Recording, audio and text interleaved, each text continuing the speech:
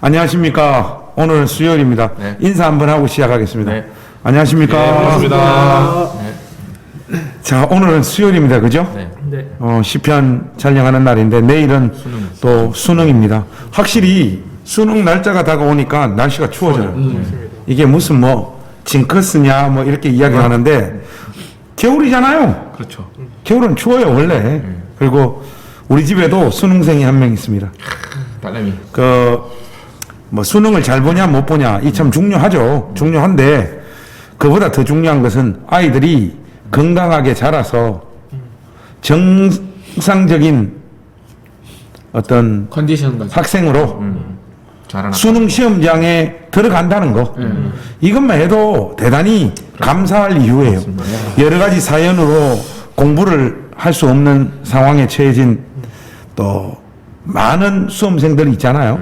또 많은 가정들이 있고 그 사람들의 어떤 불행한 모습에 비교해서 우리가 이래서 감사하다 이런 차원은 절대로 아니고 이런저런 사연들과 수많은 변수들을 다 뚫고 건강하게 아이들이 자라서 또 자기 인생에서 굉장히 또 의미가 있고 중요한 시험을 이렇게 맞이할 수 있다라는 거 이것만 생각해도 하나님 앞에 되게 감사하고 그렇습니다. 그래서 내일 시험 치는 그 우리 행신교회 소속되어져 있는 그 수험생들 저는 우리 지연이만 있는 줄 알았어요. 그런데 뭐 보니까 우리 교회 그 출석은 하진 않지만 부모님만 우리 교회를 다니고 자녀들은 우리 교회에 나오지 않는 수험생들이 한 2분 정도 더 있더라고요. 그래서 제가 그분들에게 조언을 해줬어요. 풀다가 모르는 문제가 나왔을 때는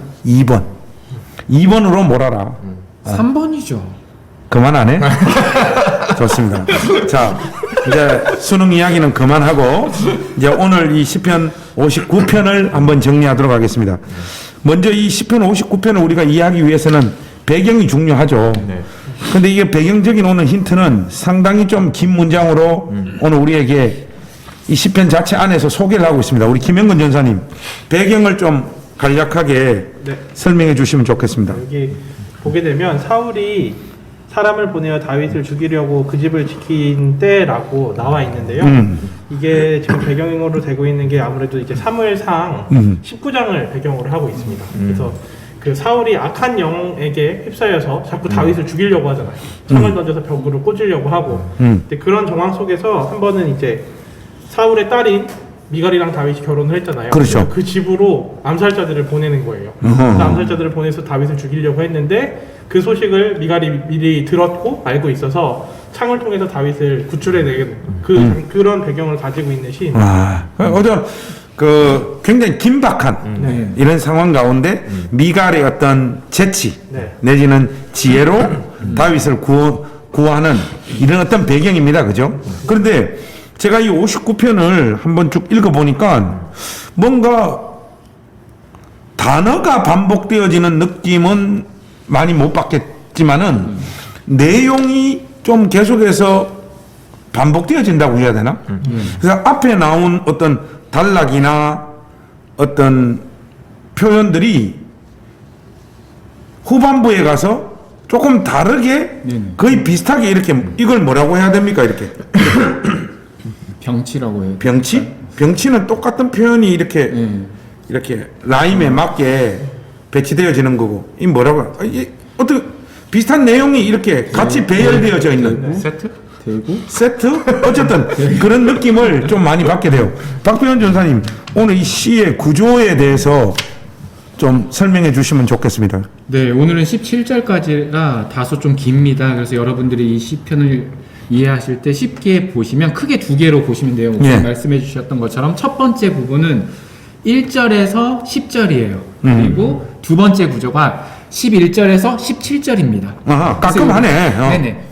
요 두 개로 이렇게 보시면 되는데 요 두 개가 각 세 개 부분으로 이렇게 서로 아까도 말씀을 비슷합니다. 유사한 그러니까 형태를 1절에서부터 10절이 세 단락. 네, 세 달락. 11절에서부터 17절이 세 단락. 예, 보시면 굉장히 비슷합니다. 예. 그래서 첫 번째 단락을 먼저 설명해 드릴게요. 1절에서 5절까지가 탄원이에요. 예. 하나님 나를 건져주세요. 나를 높이 들어주시고 구원해주세요. 이런 얘기를 계속해서 하면서 나는 죄가 아무것도 없습니다. 예, 예. 하나님 나를 구원해주세요라는 하나님한테 강력한 탄원과 긴급한 상황들이 나와 있습니다. 그리고 6절에서 7절에 정말 좀 특이한 게 그 자기를 죽이려고 하고 음해하려고 하는 세력들을 개의 표현이에요. 개에 비유한다고. 예, 개가 굉장히 부정한 짐승이나 욕으로도 설명이 되지 그 약간 뭐 물어 뜯는 존재? 뭐 시체도 먹기도 하고 그렇죠. 예, 구약에서 그렇게 나오는데 개들로 표현해서 개들이 성을 돌아다니면서 그들이 악을 토하고 정말로 온갖 모함으로 자신의 어떤 이런 악행들을 누가 과연 듣겠는가 이렇게 하면서 개들의 비유해서 설명을 하고 있어요. 근데 8절에서 10절에 그러니까 이러한 상황 속에서 하나님은 다 아시고 있다는 걸 제가 잘 압니다. 하나님께서 이 상황에서 나를 구원해 주실 겁니다. 왜냐하면 하나님은 나의 요새고 하나님은 나의 힘이십니다 라고 하는 어떤 그런 소망과 신뢰의 고백들을 합니다. 자, 이렇게 세 개 파트로 나눠지는데 다음 세 개 파트도 11절에서 17절까지도 첫 번째로는 11절에서 13절이 이어져요. 이 파트는 어떻게 이 매칭이 되는데 좀 역전이 됩니다. 완전 좀 정반대의 모습의 탄원의 모습이에요. 앞에 탄원은 살려주세요인데 두 번째 탄원은 어떤 탄원이냐면 죽여주세요? 그들을 죽여주세요. 아, 쉽게 말해서 11절, 12절, 13절은 네네. 앞에 나왔던 1절에서부터 5절하고 매칭이 이렇게 됩니다. 비슷한 내용인데 A, B, C, A, 1절에부터 5절은 나를 살려주세요. 나를 살려달라고 네. 1절에서 11절에서부터 13절은 그들을 그들을 혼내주십시오. 혼내주세요. 아, 이런 방향으로 비슷한 내용을 좀 다르게 표현하고 있다 이거죠. 예, 14절, 15절은 14절, 15절도 마찬가지로 또 개의 심상이 나옵니다. 그럼 아까 말했던 6, 7절하고 이거는 또 만나는 거네. 네네.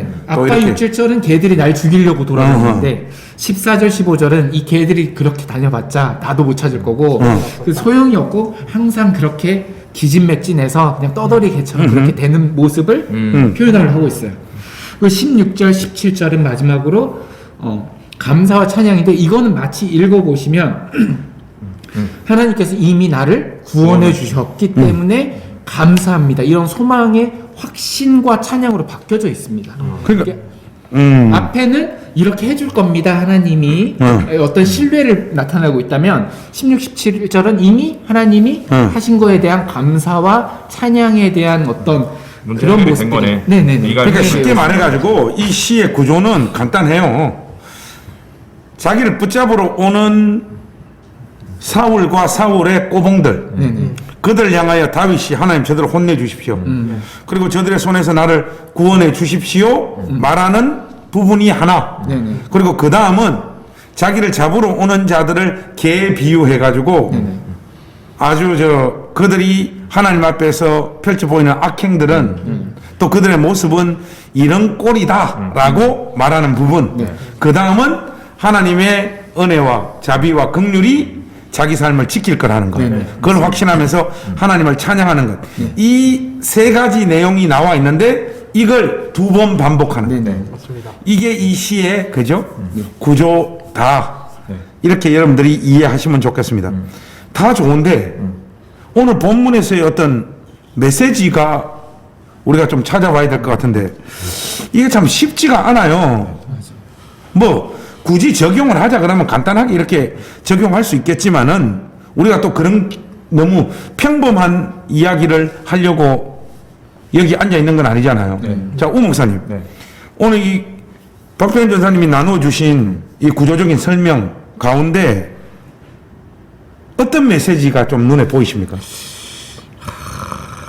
이제 좀 어려운데 어려운데. 좀 뭐 이런 적용을 한 사람이 있을까 싶긴 합니다만 제가 생각할 때는 이거는 사울로 위시되는 사울과 그 꼬봉들 개로 나타나는 사람들의 어떤 분노의 성향과 태도 결과 아니 근데 잠깐만 그렇게 말하면 1절에서부터 5절 11절에서 13절에 보면 다윗도 지금 상당히 열이 받아 있고 하나님을 향해서 그들을 박살내달라고 이야기하는 거 보면 다윗의 마음에도 지금 분노가 가득 차 있는 건 사실이에요. 얘기하려고 했는데 말을 그러니까 사울과 꼬봉들의 분노와 열매 다윗의 분노와 열매가 대조가 돼 있다. 어떻게요? 이 시편에 어떻게?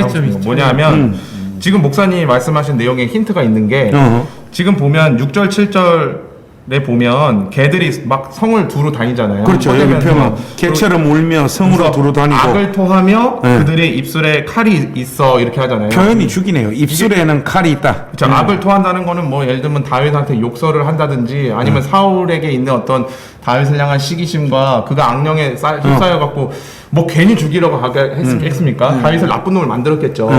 그래서 이제 이 다윗의 수하들 사울의 수하들이 와갖고 다윗을 잡아 죽이려고 하는 그 모양에는 다윗이 나쁜 놈이고 악한 놈이고 이제 하면서 막 모함도 하고 입술에 칼이 있어서 이제 막 누가 드리리요 이런 얘기를 하잖아요. 근데 이런 어떤 사울과 사울의 꼬봉들이 분노를 표출하는 방식과 그 열매가 어떻게 맺히는가를 보면 14, 15절에 보면 결국에는 그들에게 저물어 돌아와서 개처럼 울며 성으로 두루다니게 하소서 똑같은 상황인데요. 15절에 보면 먹을 것을 찾다 유리하다 배부름을 얻지 못하면 밤을 새우려니와. 그러니까 뭐냐면 앞에 개는 으르렁거리면서 막 분노도 표출하고 했는데 결국엔 밤새도록 아무 열매가 없는 거예요. 배고프고 먹을 것을 찾아서 유리하고 있는 허덕이는 그런 개의 심상이 딱 보이잖아요. 밤은 더 깊어졌겠지 뭐. 그렇죠. 이들의 분노는 아무 열매를 맺지 못하죠. 그런데 다윗은 뭐냐면 다윗이 아까 전에 1절에서 5절은 살려주십시오였잖아요. 근데 11절에서 13절은 목사님 말씀하신 것처럼 엄청 좀 다윗도 이 사울과 그 사울의 꼬봉들에 대해서 분노를 해요. 그렇죠. 어떤 식이냐면 그냥 죽이지 말아달라고 잔인하게 죽여달라 뭐 이런 어떤 그들이 편안해서는 안 된다 하면서 상당히 하나님 앞에서 큰 분노를 표출을 합니다. 그 11절이 인상적이네요. 예. 그들을 죽이지 마옵소서 나의 백성이 잊을까 하나이다. 이거는 약간 그들이 가장 큰 고통 가운데 그 고통이 서서히 그들 삶 가운데 지속되어지도록. 이들에겐 죽음이 사치이고 죽음이 답인 거. 그러니까 죽으면 그것으로 그들의 고통이 끝나니까. 하여간 굉장히 악질적인. 그렇죠. 왜 분노가 강하면 이거를 그냥 죽이는 걸로 끝나지 않고 그쵸. 우리 영화 같은 거 보면 복수에서도 나는 너를 그냥 죽일 수 없다 해갖고 막 주변 사람들 죽이고 굉장히 막 올드보이에 보면 막 지금 몇십 년 동안 유지태는 지금 그거를 분노를 가지고 최민식을 완전히 가루로 만들어 버리잖아요. 그쵸. 쓰레기로 만들어 버리잖아요. 그런 어떤 심상이기 때문에 이것도 굉장히 하나님 앞에 큰 분노의 표출이거든요. 맞습니다. 악인들에 대한 자기를 공격하는 사람들에 대한. 그런데 그 열매가 어떻게 맺히냐면 16절과 17절이라는 거예요. 결국에는 주의 힘을 노래하며 아침에 주의 인자하심을 높이 부르오니 주는 나의 요새시고 나의 환난 날의 피난처심이다. 나의 힘이시며 내게 주께 찬송하오니 하나님 나의 요새시고 긍휼히 여기신 하나님이십니다. 뭐냐면 분노를 가지고 이 개들처럼 막 허대고 다니면서 표출하는 자들과 다윗처럼 이 분노의 상황에서 그것을 가지고 하나님께 나아가는 자들의 극명한 차이가 나타나는데 그 또 하나의 증거가 뭐냐면 7절에 누가 들으리요 이거거든요. 이 말은 뭐냐면 우리가 이런 식으로 말을 하고 욕설을 해도 하나님 뭐 누가 들으려는 하늘을 보고 하는 얘기거든요. 하나님 없어. 내가 이렇게 악행을 해도 신경 안 써 하나님은. 약간 하나님에 대한 무신론자적인 표현이잖아요. 그러니까 되게 불신적인 표현이란 말이죠. 그렇죠. 그래서 8절에 여호와께서 주께서 그들을 비웃으시며 이렇게 하는 말이 바로 거기에 대한 응답이거든요. 너희들이 하나님이 없다고 누가 들었겠냐라고 하는 말에 하나님이 비웃으실 거다라는 이 오 표현이 목사님 그 설명을 들으면서 굉장히 그 공감이 많이 돼요. 네. 그러면서 이 분노를 가지고 하나님 앞으로 나아갔던 사람, 네. 분노를 가지고 자기 수단과 방법으로 상대를 꺾어보려고 했던 사람의 대조를 지금 쭉 설명해 주셨잖아요. 하나 더 선명한 대조가 더 보이네. 내 눈에. 그게 몇 절인가 하면 15절 한번 보세요. 네. 그들은 먹을 것을 찾아 유리하다가 배부름을 얻지 못하면 밤을 새우려니와 이렇게 이야기하죠. 근데 다윗 같은 경우에 16절 보면 나는 주의 힘을 노래하며 아침에 주의 인자심을 높이 부르오리니 아침을 맞이하는 거예요. 네. 이 두 내용도 굉장히 이렇게 밤과 대조되어지는 대조가 있는. 이런 것들 보면 이게 뭐 그냥 사울과 그의 수하에 있었던 자들과 다윗 양쪽 다 분노를 표출하는데 다윗은 하나님 앞으로 가져가고 이들은 그 분노를 자기들의 수단과 방법으로 현실화시키려고 하는 이 문제인데 이런 일이 교회 안에도 실질적으로 있잖아요. 그렇죠. 함께 공동체를 이루어 교회를 세워갈 때 열받을 일이 많습니다. 많죠. 예. 오 목사님 목회하면서 열받는 일 없습니까? 많습니다. 저 우리 김영근 전사님 열받는 일 없습니까? 있죠. 있습니까? 네, 네. 우리 박병현 전사님은 저도 이렇게 기도하죠. 열받는 일 저 있습니까? 집사를 이렇게 죽여주. 저 집사님을 이렇게 왜 죽여 이렇게 하면 이게 요새 이거 왜 일어나? 오늘 컨셉은 아니 그냥 하나님 이 다윗도 그래가지고 그냥 제가 예뭐 와. 다윗이 아니잖아. 여러분 이거 농담인 거 아시죠? 일단은 사울이야 그러면 네. 오늘 댓글 저는 여러분 세 사람하고 생각이 좀 달라요. 세 분은 또 이렇게 사역을 하면서 또 특정한 사람들에게 열받는 일이 많았다고 이렇게 말씀하시는데 저도 목회하면서 열받는 일이 많았어요. 그러나 행신교회 안에서는 없었어요. 저도요. 저도 행신교회가 아니에요. 야 이씨. 우리 자. 성도님들 같은 분들이 어디 그럼 있습니까? 보면 그런 사람이 없죠. 이 태세 전환하는 거 안 봐. 자, 그래서 이게 뭔가 하면 우리도 또 이 분노의 문제에 있어 가지고 자유로울 사람이 그렇죠. 어디 있어요. 근데 우리가 사울과 그의 수하에 있던 사람들을 막 일방적으로 비난하지만 이거 어떨 때 보면 우리 모습이잖아. 우리 모습이죠. 여기 보면 뭐 입술에는 칼이 있어. 우리 입술에 칼이 당겼을 때가 얼마나 많아요. 입술에 주로 이 칼을 담을 때가 누굽니까? 누구 앞에서 주로 입술에 칼을 많이 담아요? 미워하는 보통은 와이프 앞에 아니에요? 아 그렇죠. 아니 와이프를 향해서 입술에 칼을 담는다는 말이 아니라 제일 믿을 만한 사람이기 때문에 그 앞에 가서 누군가를 씹는단 말이에요. 저 말은 독서를 막 독서를 품는다는 거예요. 가장 믿을 만한 사람 앞에 가가지고 막 내 분노를 막 표출하는 거예요. 내 편이 줄 사람이 있잖아요. 그렇죠. 내 편 되어달라. 내가 이렇게 옳다. 저 새끼 나쁜 놈이다. 내가 이렇게 정당하다 하면서 막 독서를 품어내는 거. 그 다음은 당짓는 거. 한 명씩 부드럽게 자기 편을 만드는 거예요. 밥 먹으면서. 그래서 자기의 옳음을 인정해 달라는 거지. 네. 이런 식으로. 어쨌든 자기 수단과 방법으로 자기의 이 분노, 특정한 사람을 향하여 가지고 있는 이 분노를 해결해 보려고 하는 사람들이 있어요. 그 사람들의 결과는 뭐냐? 먹을 것을 찾아 요리하다가 배부름을 얻지 못하며 밤을 새우려냐. 여기서 물론 밤이라고 하는 것은 물리적인 밤이지만은 이 좀 의미를 담아 보자면 더 깊은 어두움 속으로 빠져들게 될 거라는 거예요. 결국 분노에 사로잡힌 채 입술에 칼을 담고 자기 수단과 방법으로 이 분노를 뿜어내서 상대방을 꺾고자 하는 사람은 자기가 꼬꾸라지게 돼 있습니다. 맞습니다. 그리고 손에 쥐는 것은 시간이 지나면 결국 아무것도 없다는 거예요. 뭐 굳이 이야기하자면 감정적인 어떤 시원함이 잠깐 자기 삶에 찾아오는 것. 그거 말고는 손에 쥘 수 있는 게 아무것도 없다는 거예요. 근데 오늘 이 다윗의 귀한 것은 뭡니까? 똑같은 이런 분노를 품고 어떤 의미에서는 더 억울하겠지. 나 아무 잘못한 것도 없는데 왜 이런 현실을 만나나. 그리고 첫날 만날 저러는 사울과 그의 수하들을 향해서 얼마나 열받았겠어요. 실질적으로 그런 표현이 있어요. 여기 보면 3절 그 후반절에 보면 강한 자들이 모여 나를 치려하오니 여호와여 이는 나의 잘못으로 말미암음이 아니요 나의 죄로 말미암음도 아니로소이다. 내가 허물이 없으나 이렇게 이야기를 하잖아. 이 지금 얼마나 심정적으로 억울하고 억울하죠. 억하 심정에 사로잡혔으면 이런 말을 하겠어요. 그러니까 11절에서 13절에는 그들이 이렇게 하나님 조치를 취해달라고 하는데 중요한 것은 하나님 앞에 이 분노를 가지고 간다는 거예요. 하나님 앞에 결국 자기 분노를 맡긴다는 거예요. 제가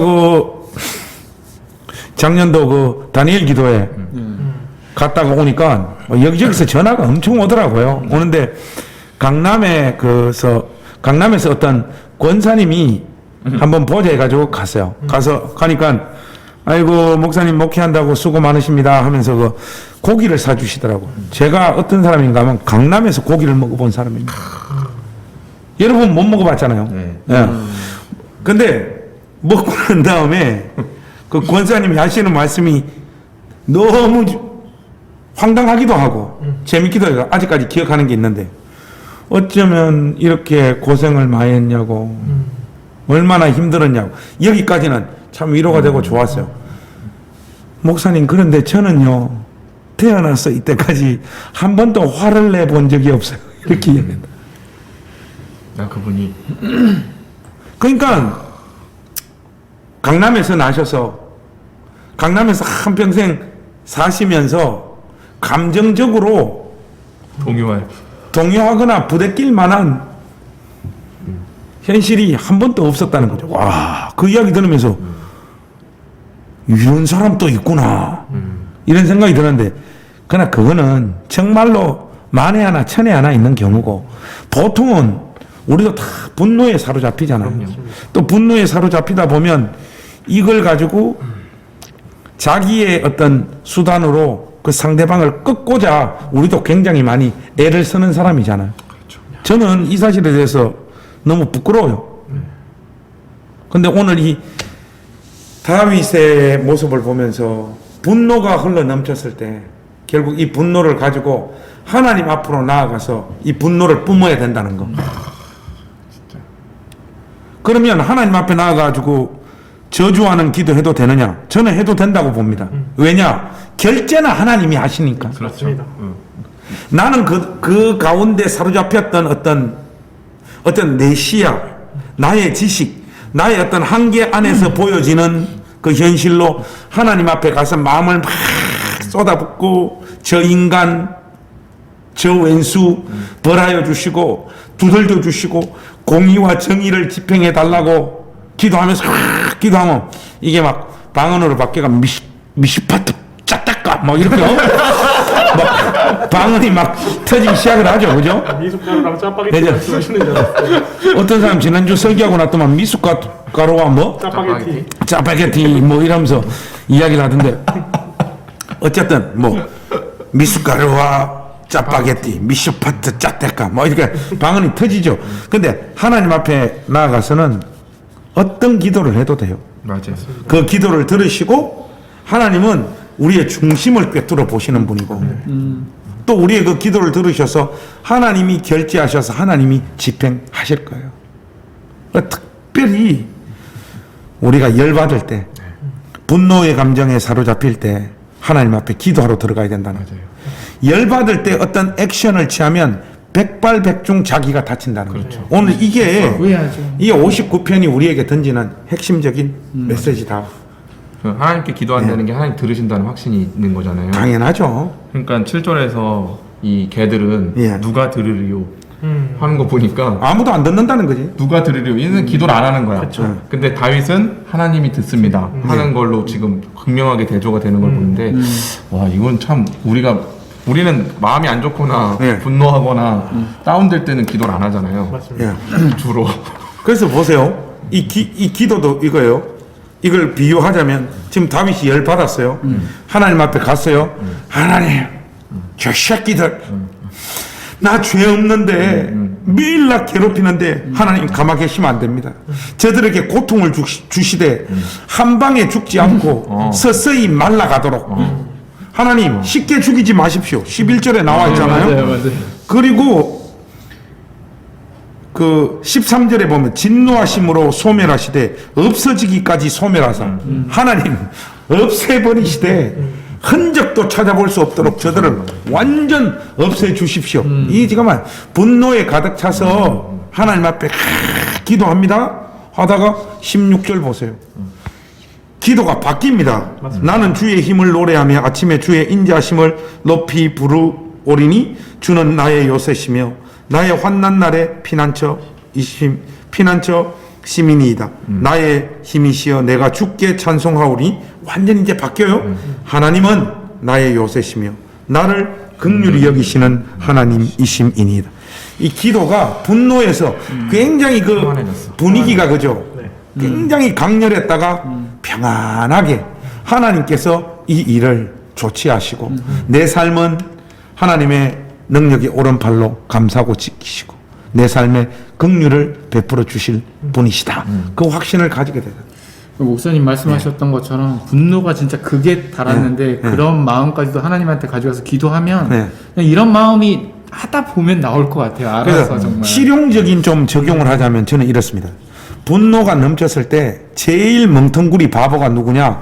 그 분노를 그 당사자에게 뿜어내는 사람. 그러면 와장창. 이게 그 입에 칼을 물게 돼 있습니다. 왜냐하면 어떤 말이 갔을 때 돌아오는 말이 화살이기 때문에 더 강한 말로 서로를 찔러대요. 그러니까 이거는 제일 해서는 안 되는 거고 그 다음은 산에 올라가거나 아무도 없는 데 가가지고 그 사람한테 그냥 실컷 욕하고 나면 마음이 좀 시원해져. 이게 누구 방법인가 하면 박병헌의 방법이에요. 그렇죠. 그렇죠. 먼저 한번간 이야기했잖아요. 맞습니다. 저 바다에 많이 가면 바다나 산. 우리 뭐. 박병현 전사님은 주로 바다로 간대요. 사람 없는데. 왜냐 이게 하나님 살아계시면 확신하지 못하기 때문에 자기 나름의 그 해결책을 찾는 거예요. 그리고 당사자한테는 못 가는 거예요. 왜? 겁이 많아서. 그래서 바다로 주로 가서 이렇게 막 욕하고 나면 마음이 풀린다는 거예요. 좀 얍삽한 방법이긴 하지만 당사자에게 직접 박치기 하는 것보다는 바다로 가는 게 나아요. 두 번째는. 연중에 행사를 하더라고요. 예. 송구영신 예배 있기 전에 꼭 하늘공원에 가가지고 예. 그렇게 해서 한번 풀고서 1년 동안 무무는 날 분노를 이제 풀고 오죠. 하늘공원 제가 볼 때는 우리 박병현 전사님이 박병현 전사님 정신적으로 조금 문제가 있구나. 자, 어쨌든 좋습니다. 세 번째, 오늘 이 방송을 시청하시는 분들은 12월 30일 날 하늘공원에 박병현 전사님이 나타나시는지 한번 확인을 부탁을 합니다. 근데 세 번째가 맞아요. 이 분노 가지고 어디로 가야 되느냐? 하나님 앞에 가야 돼. 그러면 지금 자기 마음이 이 밤과 같이 어둡고 고통스러울 텐데 이 분노를 가지고 하나님 앞에 나아가는 사람들은 아침을 맞이하게 될 거예요. 그 아침에 밝아진 그 현실 속에서 주의 인자하심이 주의 긍휼하심이 자기 인생을 붙잡고 있다라는 걸 발견하게 될 거예요. 오늘 이 59편이 우리에게 던지는 메시지가 바로 그거라고 확신합니다. 오늘 이 그 영상을 시청하는 우리 행진교회 가족들 중에 분노의 마음에 지금 사로잡혀 있는 분들, 저도 참 잘하지 못하는데 이 분노를 가지고 당사자한테 가면 절대로 안 된다는 거. 참 기도할 힘이 없으면 바닷가로 가시든지 하늘 공원에라도 가십시오. 제가 같이 가드리겠습니다. 같이. 니하고 같이 가면 그분이 열받아가 너한테 쏟아붓는 거야. 혼자 그건 혼자 가야 되는 좋은 거야. 장소만 알려드리고 네, 조용한 데만요. 가이드만. 근데 하시니까 장소를 당사자도 아니고 동해 바닷가도 아니고 하늘 공원도 아니고 어디로 가야 됩니까?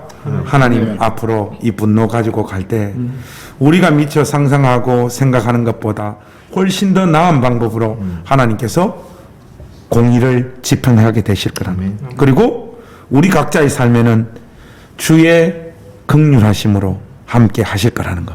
여러분 이 사실 믿으시고 여러분 분노를 가지고 하나님 앞으로 나아가는 인생들이 되시기를 주님의 이름으로 축복합니다. 아멘. 오늘 이 정도 하실까요? 네. 저희들은 다음 주에 60편 준비해서 여러분들 찾아오겠습니다. 안녕히 계십시오. 감사합니다. 감사합니다.